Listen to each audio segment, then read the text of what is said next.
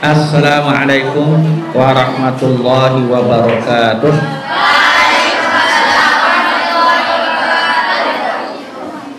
Alhamdulillah wassalatu wassalamu ala Rasulillah wa ala alihi wa ashabihi ajma'in, amma ba'd.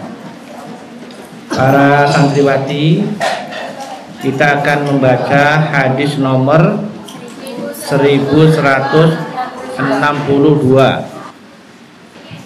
Hadis nomor 1161 ya.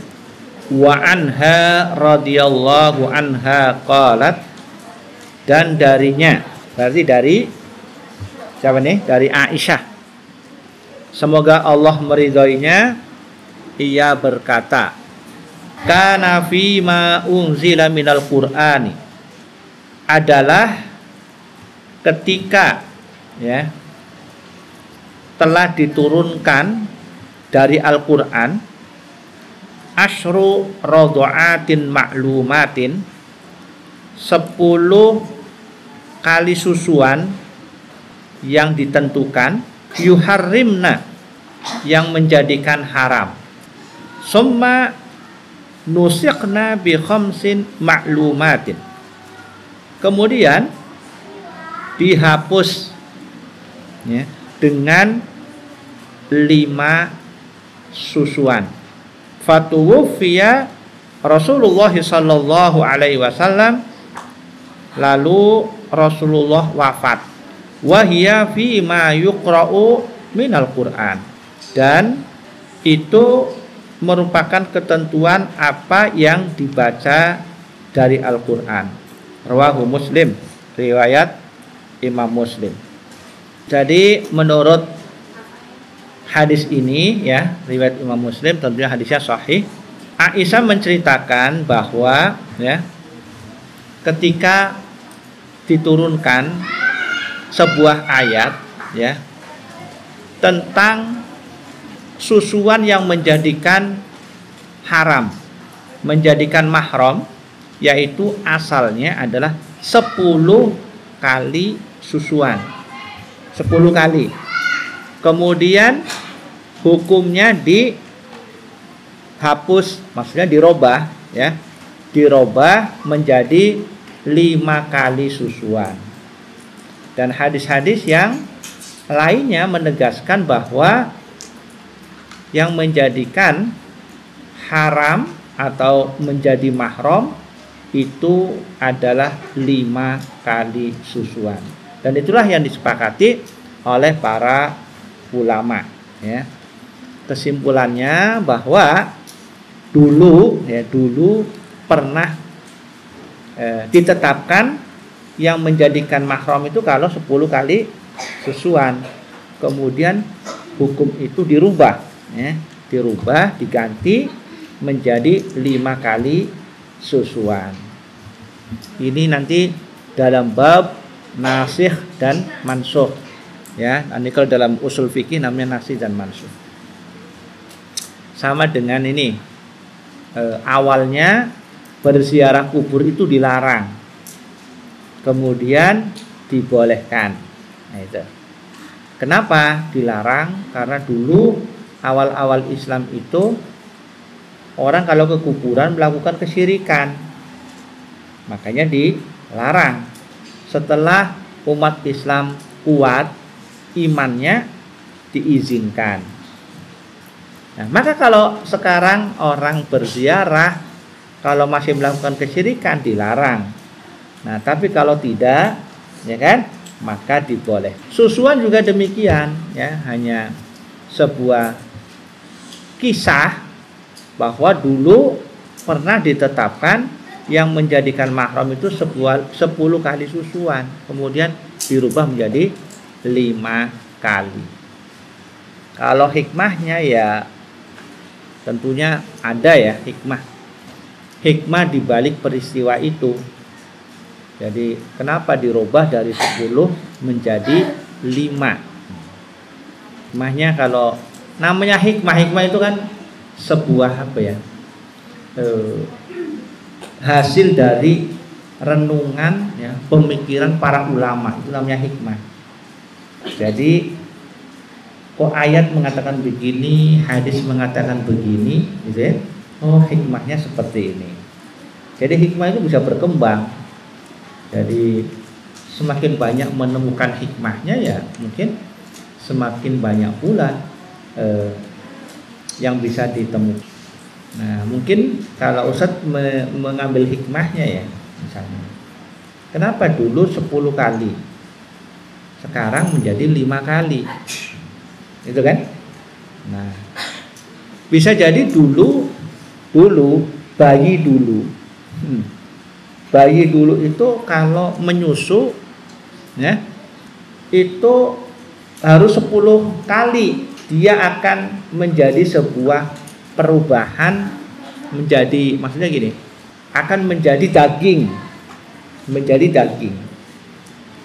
Tapi kalau generasi berikutnya itu dirasa 5 kali kenyang saja sudah menjadi daging. Itu rasanya.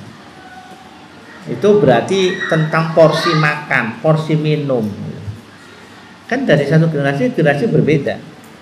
Seperti kalian, ya, kalian itu dengan orang dulu kan beda cara makannya, cara minumnya, ya kan? Orang dulu makannya cuma nasi dan apa? Garam cukup. Dulu lagi makannya singkong dan cabai cukup. Sekarang anak sekarang mau nggak makan singkong sama sambal? Nggak mau. Nah, jadi itu perubahan. Makanya karena ini yang menetapkan adalah Rasulullah Shallallahu Alaihi Wasallam, maka kita harus taat, ya kan? Kita hanya mengambil hikmah saja. Jadi kesimpulannya bahwa yang menjadikan haram atau yang merubah status menjadi mahram adalah 5 kali susuan. Kalau dulunya 10. Baik. 1162. Wa an Ibni Abbasin radhiyallahu anhuma, dari Ibnu Abbas semoga Allah meridhoinya, anna nabiyya sallallahu alaihi wasallam urida ala ibnati Hamzah, bahwa Nabi sallallahu alaihi wasallam diinginkan atas putri Hamzah. Ini nomor 2 ada catatan, ia Imarah watukna Ummul Fadli. Nah, jadi namanya itu Imarah, diberi kunyah itu julukan Ummul Fadl, berarti punya anak namanya Fadl, jadi Ummul Fadl. Ummuha Salma, ibunya bernama Salma, ukhtu Asma binti Umais, saudara perempuan dari Asma binti Umais. Nah, kita lanjutkan bahwa Nabi Shallallahu Alaihi Wasallam, ya, diinginkan atas anak perempuan Hamzah. Faqala, lalu ia berkata, innaha la tahillu li, innaha ibnatu akhi minar radha'ah. Sesungguhnya, ya, sesungguhnya kata Rasulullah nih, beliau bersabda, sesungguhnya dia tidak halal untukku. Sesungguhnya dia saudara perempuanku dari susuan. Jadi saudara perempuan susuan, sesusu, ya. Wa yahrumu minar radha'ati ma yahrumu minan nasab, dan haram karena susuan sebagaimana haramnya karena keturunan. Jadi haramnya sesusuan sama dengan haramnya nasab. Jadi gini, kalau senasab, seketurunannya, kakak beradik kan nggak boleh nikah, ya kan? Kakak kakak beradik tidak boleh menikah. Itu namanya saudara, akhun atau ukhtun, ya. Nah, kalau itu saudara ya, saudara memang karena nasab. Nah, di sini dikatakan saudara sesusuan. Jadi ukhtun minar radha'ah. Innaha ukhti minar radha'ah. Karena sebenarnya dia adalah saudaraku karena sesusuan, maka haram juga. Artinya saudara sesusu itu secara hukum sama dengan saudara sekandung. Itu. Makanya harus berhati-hati dalam urusan pernikahan. Jadi artinya gini, misalnya ya, kalau saudara sesusu tadi kan dia bermain kemana-mana itu boleh karena sama dengan kakak beradik. Tapi hukumnya untuk menikah tidak boleh karena sudah menjadi mahram. Ustadz kemarin sudah menjelaskan bedanya satu, ya, saudara sesusu dengan saudara sekandung. Bedanya apa? Iya, tidak dapat waris, itu saja. Kalau saudara sekandung kan dapat warisan. Kalau saudara sesusu tidak dapat waris. Jadi misalnya gini, ibu kandung meninggal, ya, ibu kandung ya, anaknya kan dapat warisan. Kalau anak susuannya itu nggak dapat. Itu maksudnya. Itu saja. Yang lain sama. Misalnya menjadi mahram. Kalau tidak mahram kan berarti apa? Boleh terlihat, boleh berjabatan tangan, kan gitu. Boleh berduaan. Karena sama dengan saudaranya, sama dengan kakak beradik. Tetapi satu, tidak mendapatkan warisan. Itu aja. Baik. Jadi di sini intinya wa yahrumu minar radha'ati ma yahrumu minan nasab.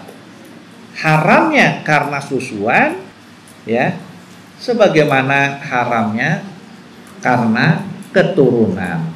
Itu dalam masalah mahram. Tapi urusan waris, nah, itu tidak dapat.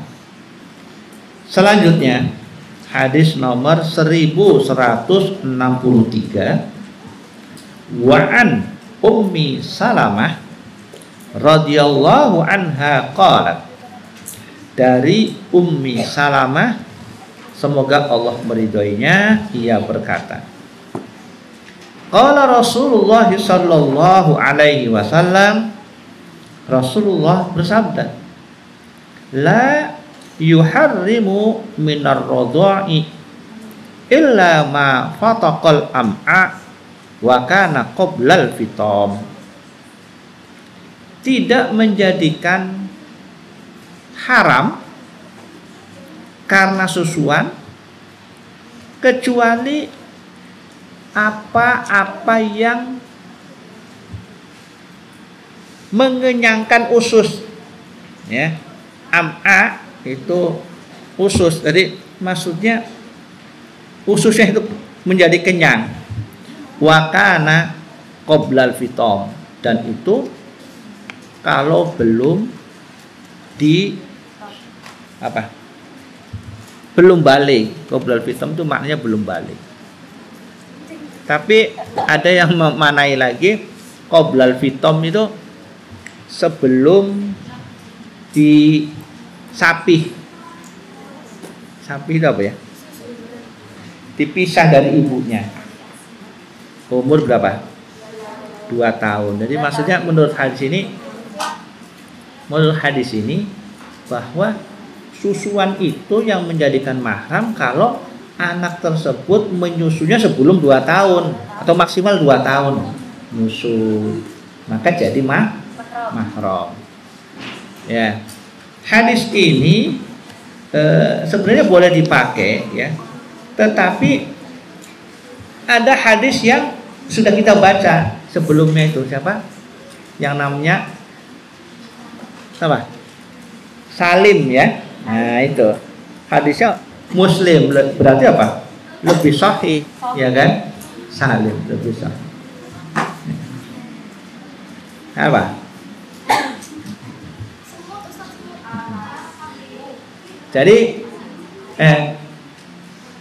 kesimpulannya bahwa memang pada umumnya menyusui anak itu ketika umurnya di bawah 2 tahun, maksimal 2 tahun, karena umumnya kan orang menyusui bayi itu kan sampai 2 tahun ya. Tetapi ada pengecualian seperti tadi Salim, ya kan?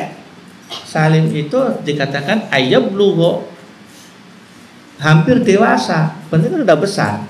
Sebenarnya dia sudah gak nyusu lagi itu.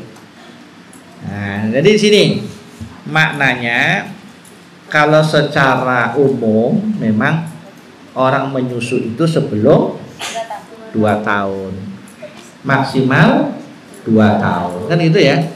Nah, tetapi kalau sudah besar, hadisnya siapa? Salim. Jadi istilahnya dia sebenarnya nggak mau menyusu, tapi sebagai syarat agar bisa menjadi mahram perlu disusui. Itulah maksudnya. Paham ya? Jadi begini loh istilahnya, kalau ada seorang ibu, seorang wanita ingin mengangkat anak, tapi anak yang mau diadopsi, yang diangkatnya sudah terlanjur agak besar, ayablugho, hampir dewasa, itu sudah SD misalnya, kan gitu ya. Maka menurut hadis riwayat Imam Muslim yang sudah lewat, caranya kata Nabi disusui. Ya caranya, nah ini mungkin banyak caranya, bisa langsung itu ya. Nggak apa-apa itu. Iya, paham ya. Jadi boleh kita. Itu jadi artinya pengecualian, tapi lazimnya menyusu itu sebelum 2 tahun. Paham ya? Nah, jadi ini hadis-hadis yang berkenaan dengan masalah susuan, kemudian ada ketetapan-ketetapan di dalamnya, yang kesimpulannya bahwa susuan itu akan menjadikan mahram manakala 5 kali. 5 kali sebenarnya 5 kali kenyang ya, 5 kali kenyang, bukan 5 kali sedotan. 5 kali kenyang. Nah, yang kedua, menyusui lazimnya, umumnya kebiasaannya itu sampai umur 2 tahun itu. Masa kan sudah lebih dari 2 tahun masa disusui terus? Tapi ada sampai lebih dari 2 tahun ada. Biasanya anak terakhir ya. Anak terakhir itu biasanya sampai SD itu menyusu. Iya. Jadi maksudnya sekolah SD nanti pulang sekolah masih nyusu lagi sama ibunya. Itu ada. Tapi itu ya boleh-boleh saja teman-teman. Ya. Nah, kemudian lazim, kecuali dalam keadaan terpaksa, kalau mengadopsi anak sudah terlanjur hampir balik, maka ya harus disusui, itu caranya. Kalau sudah SMA lewat, bukan diadopsi. Ayablugho artinya mau memasuki usia balik. Itu SD itu. Oh gitu. Maksudnya ibu yang angkat ini malah sudah nggak mengeluarkan air susu misalnya ya. Iya. Ya berarti solusinya jangan mengangkat anak. Kok sudah tua ini. Ya. Nggak usah mengadopsi wong sudah tua. Yang kedua, Solusi yang kedua, selalu ada solusi. Itu kan kalau laki-laki adopsi saja anak perempuan, ya, anak perempuan. Itu aja kalau mau mengadopsi. Cuma pertanyaannya bagaimana dengan suaminya? Nah, itu berarti bagi janda. Oh, bagi janda. Ya kan? Janda itu. Paham ya?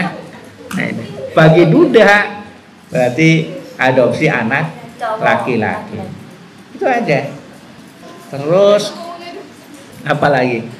Kalau kan sudah terlanjur,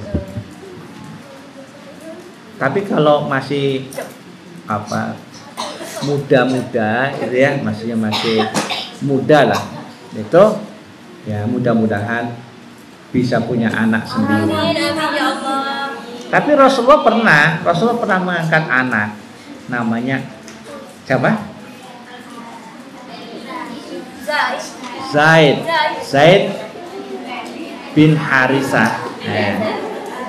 Ya, jadi karena sudah termasuk diadopsi oleh Rasulullah, maksudnya ikut terus setiap hari, sehingga orang-orang mengatakan Zaid bin Muhammad itu, maksudnya dikiranya anaknya Rasulullah itu, padahal orang lain.